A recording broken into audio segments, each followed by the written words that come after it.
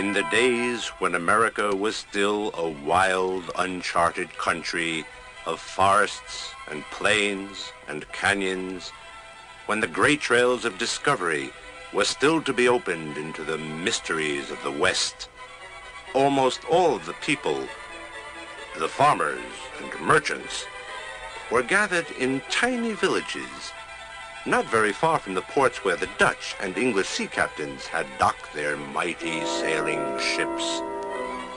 It was in one of these villages, at the foot of the haunted Catskill Mountains, that there lived a quiet, peaceful man who wore a funny stovepipe hat with a buckle on the front. The buckle didn't do anything, of course, but the man liked it there, and he always kept it shiny and polished. He was called Rip Van Winkle. It was a name his mother chose for him because just after he was born, she heard the cry of a strange mountain bird with silver feathers, part crow and part rooster, and the sound it made was very like...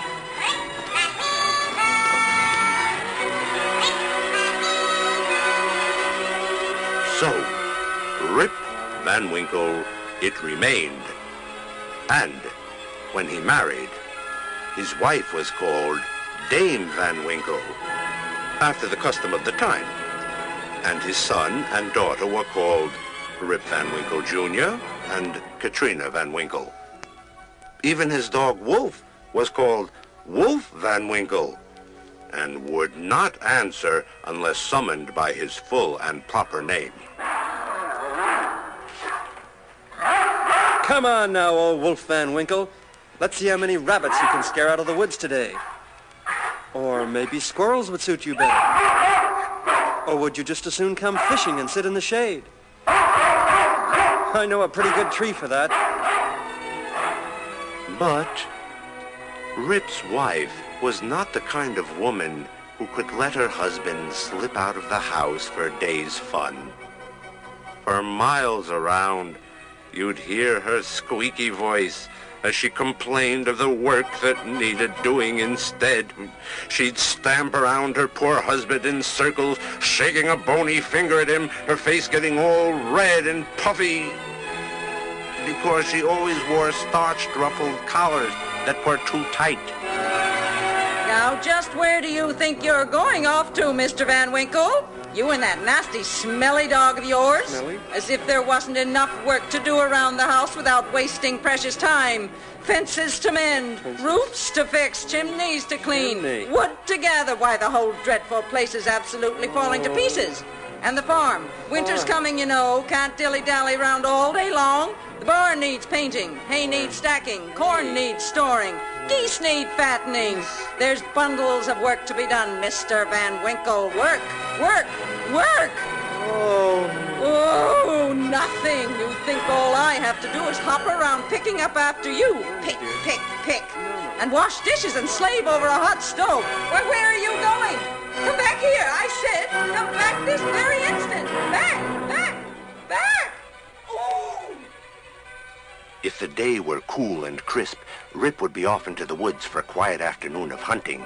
And if the day were warm and sunny, he'd wander to the river on the far side of town with his homemade fishing pole over his shoulder, and Wolf prancing along at his side, carrying their lunch basket in his jaws, the way he'd been trained to.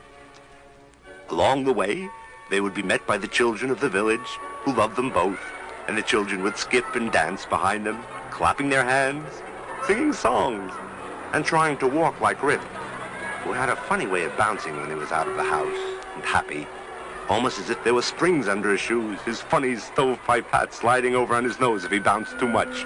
Hey, tell us a story, Rip. Oh, yeah, tell us a story. A ghost story, please, with witches and goblins. And fairies and spooks. And Henry Hudson's sailorman. Oh, Rip, take us fishing, too.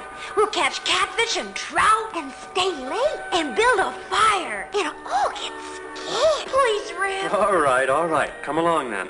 But you have to promise to be quiet when Wolf Van Winkle here perks up his ears. Yeah. Because that means he smells a catfish. And we wouldn't want to scare any away. Oh, goody. Let's hurry.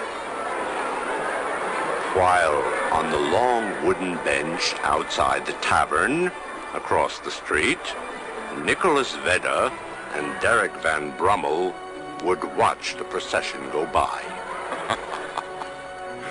Good old Van Winkle. Such a way he has with the children. Have you noticed, Derek, how the dogs never bark at him? And how he teach the youngsters to fly kites and play marbles and tells them tales of the Indians?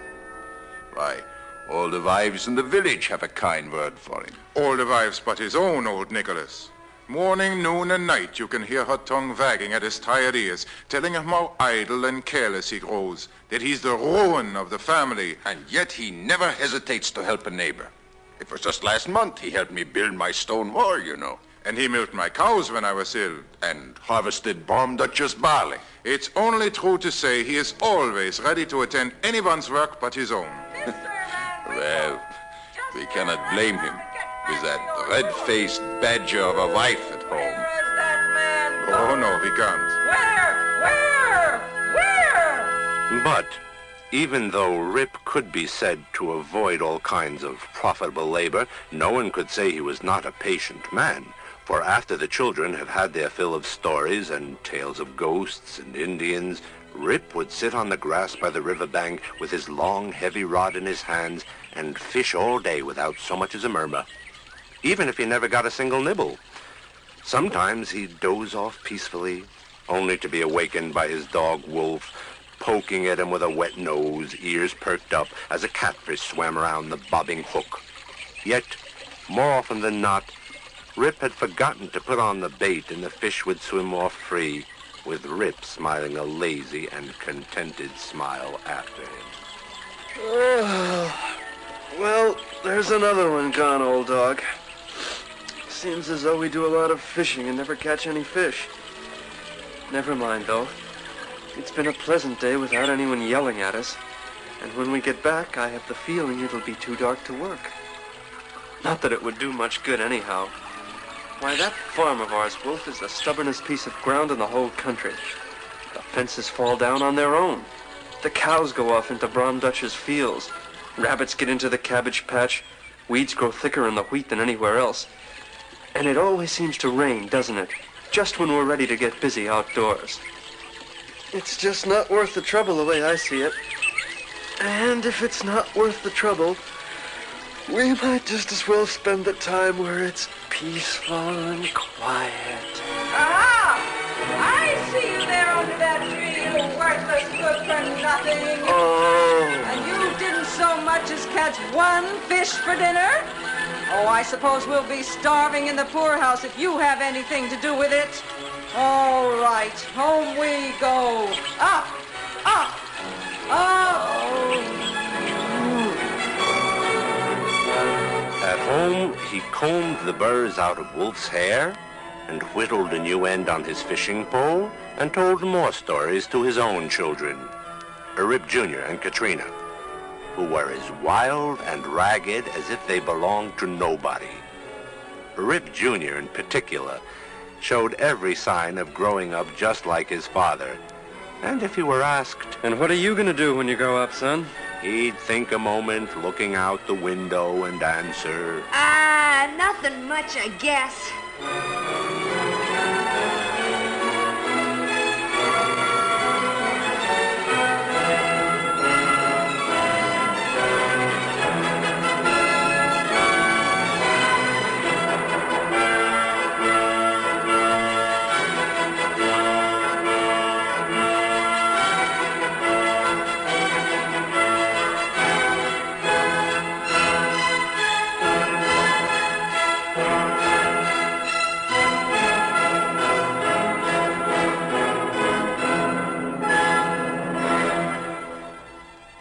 One day, in the fall, when the wind was starting to blow a bit more from the north, and the leaves were finally dropping from the trees, after changing color to red and orange and yellow, Rip was caught by his wife, oiling his flintlock rifle and polishing the buckle on his hat. Is that all you can think of doing when the storm windows need to be put up?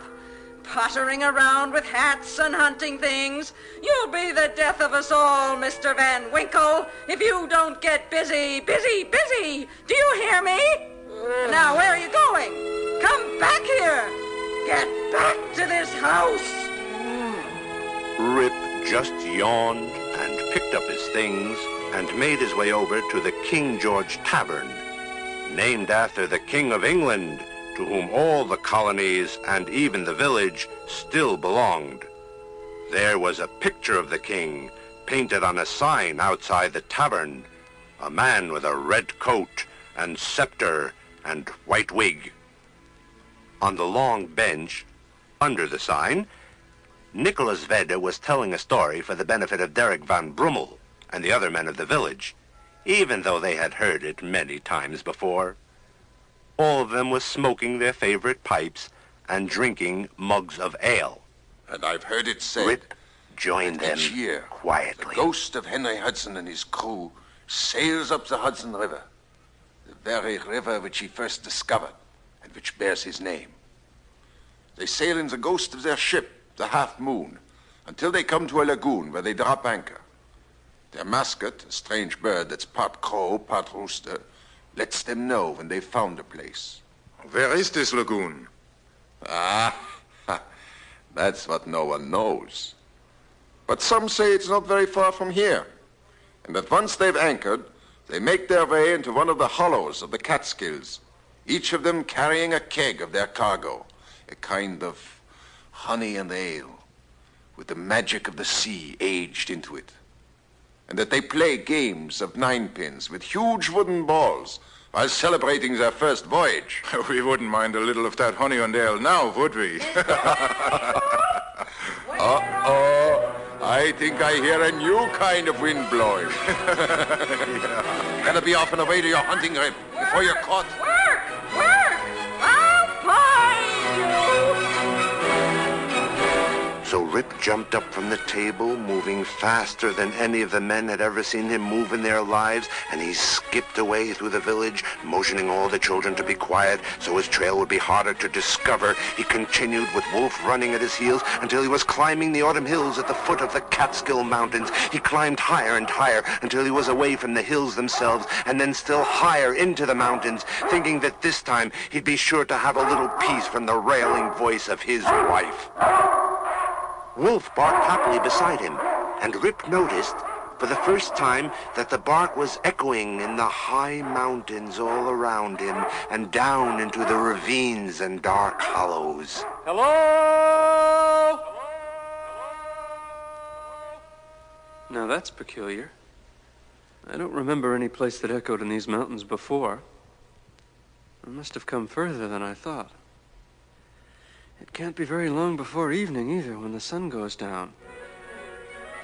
Nonetheless, he kept on, not hunting at all, but just looking at the soft purple mists that moved over the tops of the mountains, settling over them like capes in the last of the day.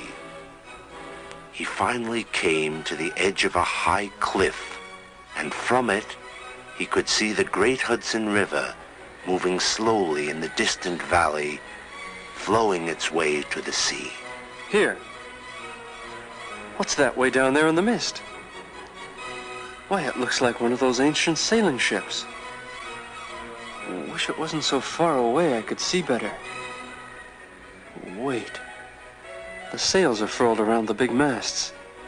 It must be at anchor. No, now there seems to be nothing at all. Awfully peculiar. The wind was growing stronger as well, and beginning to howl in his ears as the long shadows of the pine trees crept over the mountain sides, and he was about to turn back from the cliff and go home the way he'd come, when he heard a strange voice calling.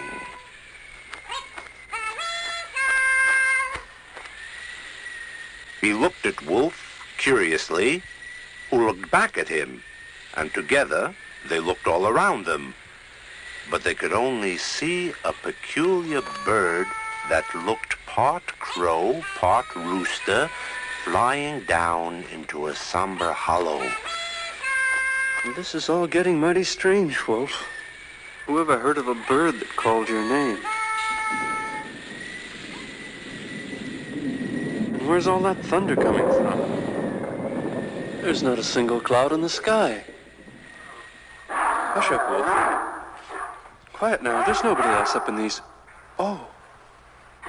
Looking around suddenly, Rip saw a little man who had not been there at all the minute before, coming over the top of the mountain, carrying a keg on his shoulder. The man was only 4 feet tall and had a wooden leg and a gray beard. He was wearing a striped stocking cap, red and blue, and a sailor shirt, and strange leather pants, and wooden shoes. The little man seemed to be struggling under the weight of the keg, and he sang a funny song.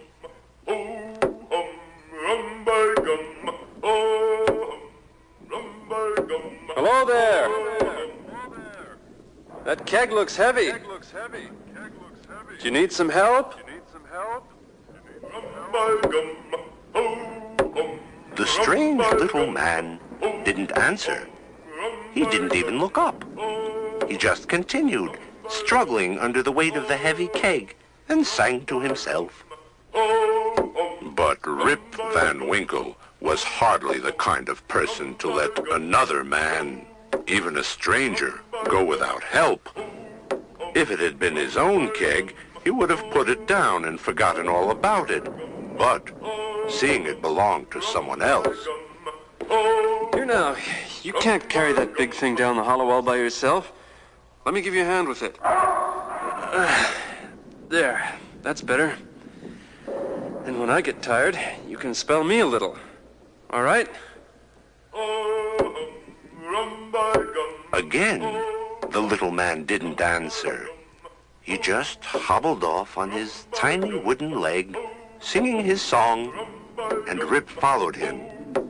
Even though it was getting darker, and he didn't particularly like the looks of the deep woods they were getting into. Still, when Rip was tired, the stranger took the keg, and when the stranger was tired, Rip took the keg. And after what seemed to be a very long time, they crossed between 2 little waterfalls into a large open clearing. The sound of thunder was almost deafening.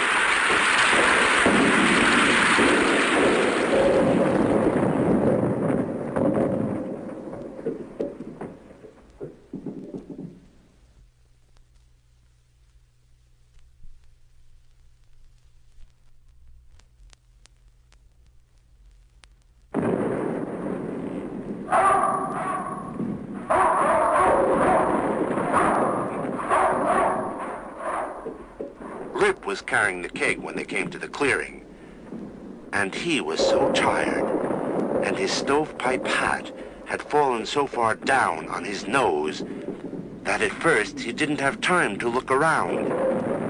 But when he set down the keg and looked up, he could scarcely believe what he saw. Why, just look at what's going on. That beautiful open field with dark green grass. Can you smell it, Wolf? It's been freshly cut. And it's all level, even though we're on a mountainside. Oh, and look! More little men dressed like sailors. They're all 4 feet tall. But how strange they are. That one has a head the size of a watermelon. And that one's is the size of an apple. And see the one under the tree. Why, he's nothing but a huge nose.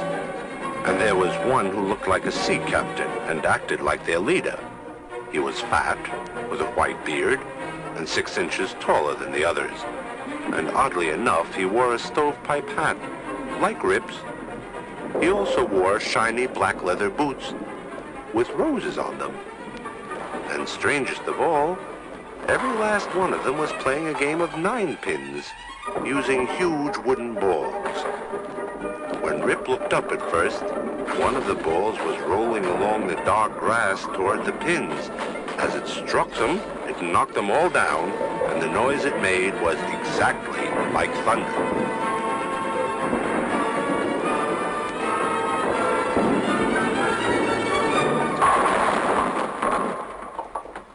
But when the thunder stopped, the clearing fell into silence, and all the peculiar men stared at him. Their gazes were like the looks of marble statues, and Rip became afraid. His knees knocked together, and Wolf crept close to him for safety. But then, quite suddenly, the first little man with the wooden leg knocked on the keg, and a spout appeared magically on its side. He motioned to Rip to gather up all the mugs that were empty on a table near the sea captain and fill them. As fast as he could, Rip filled them all. And when each man had tasted the liquid, the game of ninepins continued, and they all seemed happy again.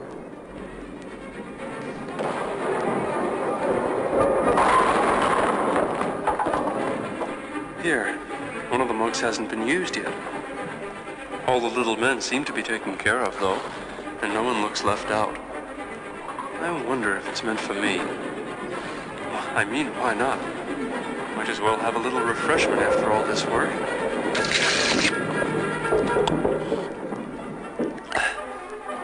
Why, it's exactly like honey and ale. Where have I heard about it before? No matter, it's quite delicious. I'm sure they won't mind if I take just some more.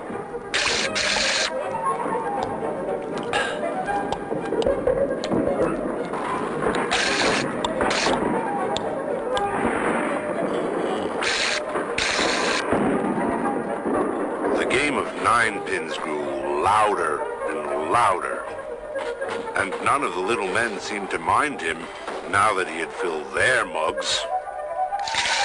So he drank again, and still again. He was about to fill up one more time when he noticed that his eyes were growing sleepy and his head was spinning. Oh, how peculiar. I've never felt so dizzy before. Everything's going up and down. All the colors are getting darker. Whoops! There's two of everybody. Oh, I can hardly hold this mug.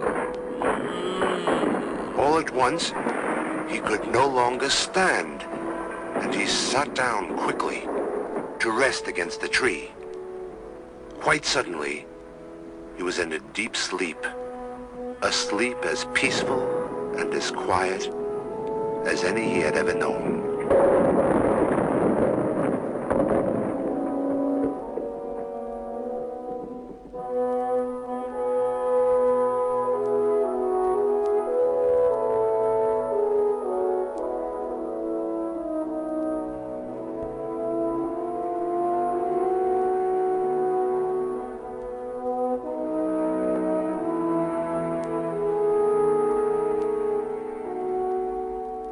When he woke up, he found himself in the same place he'd been when he'd first seen the old man.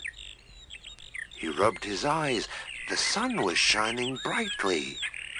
Birds were singing and hopping in the trees. And surprisingly enough, there was a warm summer breeze blowing. Instead of the trees being empty as they'd been before, they were full of bright, cheerful leaves. He hoped he hadn't slept the night away because he could imagine the scolding his wife would give him when he got home.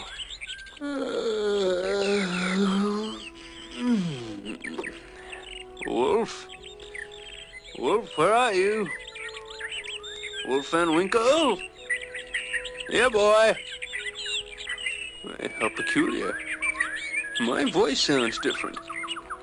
Wonder if I caught a bad cold sleeping out like that. Yeah, Wolf! Yeah, Wolf! Silly dog. Where could he have gone to? Wolf and Winkle! Dear. Oh, dear. And whose gun is this next to me?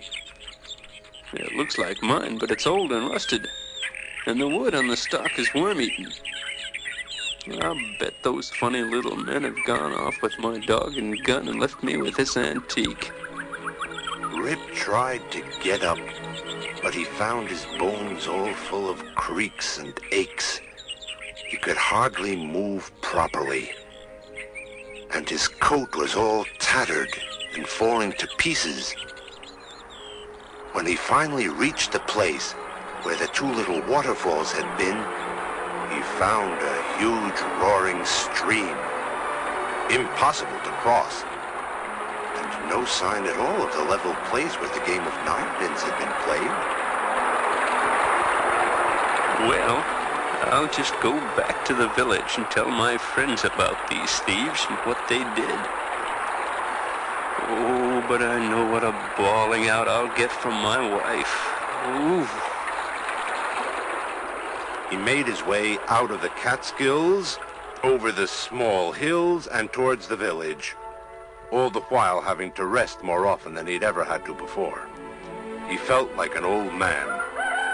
But when he reached the village, there was no one that he knew. Every face was strange, and all the people were dressed in a different, more modern style. He looked and looked, but he could recognize not a soul. Everyone looked back at him, of course. His clothes were so ruined, and his gun was so rusted. Rip finally grew annoyed that so many strange people in his village would rub their chins in curiosity as he went by, so he rubbed his own and found, instead of his usual smooth chin, 1.5 foot of white beard. Feeling very peculiar about all these terrible changes, he hurried to the King George Tavern to find his closest friends. But even there, a change had taken place. The sign seems to be the same, but instead of wearing a red coat, the king is wearing one of blue and gold. And instead of a white wig, he has a 3-cornered hat. And instead of a scepter, he carries a sword. And instead of King George, it says George Washington. Now, who could that be? Even worse, the tavern bench was not occupied by easygoing men smoking pipes. There were anxious conversations everywhere. Well, I say it's high time the Second Continental Congress did something about the veterans. Time, for Pete's sake. Battle of Saratoga's hardly over. Things are so muddled, the guy doesn't know whether to vote federal or Democrat. Oh, for crying out loud. Rip had never heard half these words before. Federal, Democrat, Congress. He left the tavern and walked through the village towards his own house. A crowd of yelling children and barking dogs behind him, making fun of his clothes and dirty beard. But when he got to his house, the roof was all caved in, the walls had collapsed, and there was certainly no one living there. An old dog that looked like Wolf poked his head from under some straw and snarled. Well, how do you like that? Even my own dog doesn't know me. Here, old man. Who are you, anyway? Coming into the village and making such a fuss with all the dogs and children. I'm not an old man. At least I don't think I am. And who are you? I'm the elected mayor of this burg, that's who. Elected? What does that mean? I'm only a simple subject of the king, God bless him. The king? A subject of the king? Why, you're a traitor to the country. Arrest him. Take him away. Traitor? Oh, dear. But where is Nicholas Vedder? Or Derek Van Brummel? Or Bram Dutcher? They'll tell you who I am. Vedder. Nicholas Vedder. Why, he's in Congress now. And so is Van Brummel, who served as a general at Stony Point. But Bram Dutcher was shot, poor fellow, at Valley Forge. And no one knows Rip Van Winkle? Rip Van Winkle? Why, of course. There he is, asleep under that tree. Rip looked, and sure enough, there was a young man, the image of himself, asleep under a tree across the road, wearing his own cast-off clothes. Except for the hat he wore, which was three-cornered, the young man could have been himself. Rip took off his stovepipe hat and looked at it sadly. The lid was broken off the crown. The buckle was as rusted as his old gun. The crowd began to whisper about him then that perhaps he was a traitor to the newly formed United States, and that it would be a good idea to get his gun away. The mayor was just about to give an order when a young woman with a crying baby in her arms said, Shh, Rip. Hush now, Rip. We'll have you home to bed in a minute. Rip? Young lady, did you call that baby by the name of Rip? Yes. Why, there's something familiar about you, too. As familiar as that man asleep under the tree yonder. Who might you be? I'm Katrina Connor. Katrina? Is that truly your name? And tell me then, who was your father? Why, Rip Van Winkle, of course. The poor man went away 20 years ago with his gun and has never been heard from since. His dog Wolf came home alone, and that was the only word we ever had.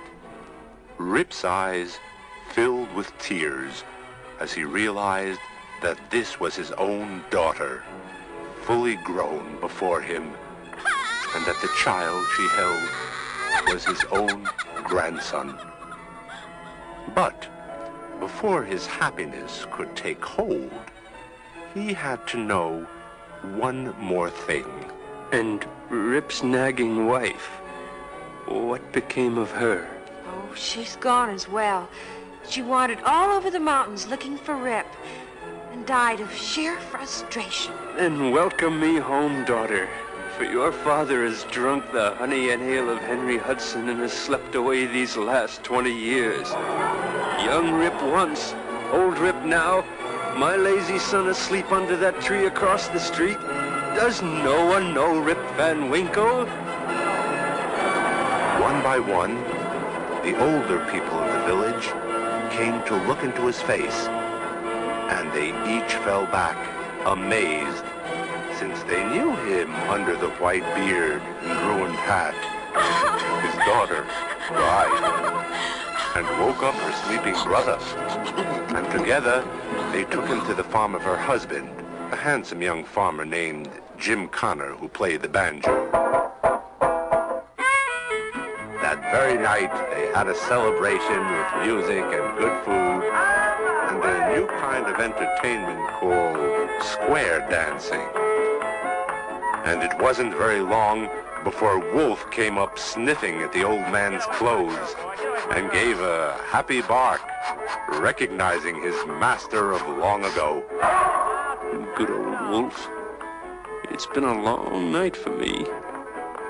But at least we won't be hearing any more of that woman's chatter. How about some fishing tomorrow? And the day after that? And the day after that? And the one after that one, too? And so it was that Rip Van Winkle came home to stay, free of his wife's nagging. And never again did he complain of the ghosts of Henry Hudson and his crew, whose game of ninepins, by the way, can still be heard in the Catskill Mountains if you ever go there and listen through the summer afternoons. and many a hen-pecked husband would like to join them in their game and take a sip from Rip's old mug of honey and ale.